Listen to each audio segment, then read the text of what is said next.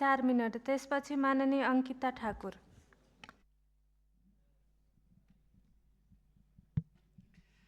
सम्माननीय सभामुख महोदय, फेरि पनि म बाध्य छु सरकार जनसरकारका विषयहरूमा उदासीन र गैर जिम्मेवारी छ भन्न बाध्य छु।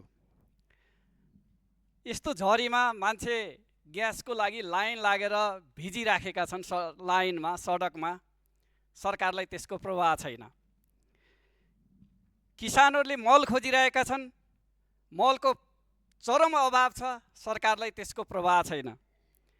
राजधानी विभागमा हाम्रो सरकारको डिजिटल सुशासनको झल्को देखिराखेको छ, लाइन छ। यस्ता धेरै सेवा प्रवाह गर्ने कार्यालयहरूमा, यातायात सेवा कार्यालयमा, अस्पतालहरूमा यस्ता थुप्रै लाइनहरू छन्, सरकारलाई यसको प्रवाह छैन। म आज तेस्रो पटक उठाउँदैछु, जाजरकोट भूकम्पबाट प्रभावित जनताले खेपिराखेको शास्तिको बारेमा मैले धेरैचोटि उठाएँ।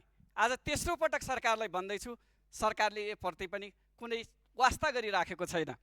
अहिले यस्तो झरीमा भूकम्प प्रभावितहरू एकातिर झरीमा भिजिराखेका छन्, अर्कोतिर सर्पदंशको शिकार भइराखेका छन् र असुरक्षित भइराखेका छन्। सरकारको ध्यान आकर्षण मैले धेरैचोटि गराएँ, तर सरकार यसमा जवाबदेही छैन।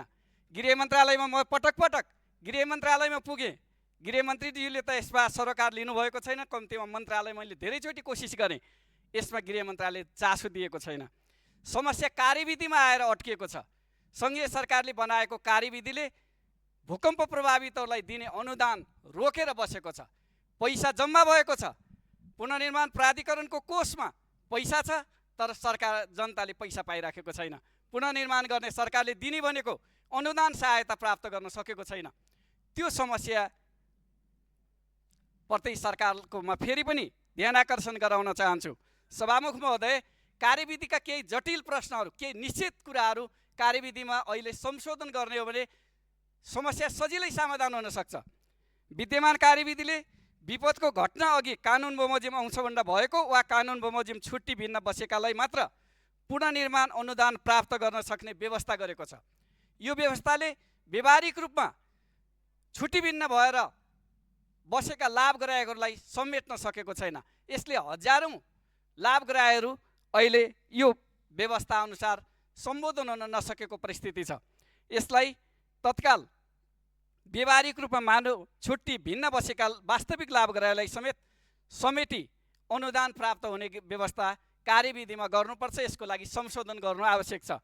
लामो समयदेखि छाप्रोमा बस्दै आएका लाभग्राहीले ऋण सापटी गरी घर बनाएको अवस्था छ, त्यसको समेत मूल्याङ्कन गरी अनुदान उपलब्ध गराउन सक्ने गरी व्यवस्था गर्न जरुरी छ। डिडिए गर्न छुटेका वा डिडिएमा त्रुटिपूर्ण मूल्याङ्कन गरिएका भनी गुनासो आएका घरहरूको पुनः मूल्याङ्कन डिडिए गर्ने व्यवस्था गर्न जरुरी छ।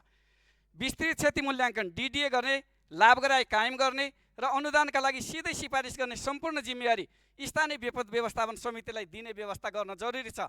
यसले समस्या समाधान गर्छ।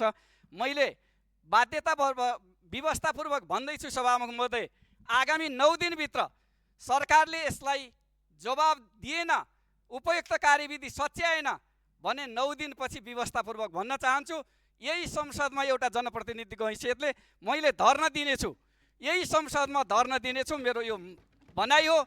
हाम्रा गृहमन्त्रीज्यूले भन्दै गर्नुभएको छ, मलाई खुसी लागेको छ। पहिले काम त्यसपछि जवाब भन्नुभएको छ। 9 दिन पहिले काम गरेर हाम्रा गृहमन्त्रीले जवाब दिनुहुनेछ। म त्यो भन्न चाहन्छु। धन्यवाद।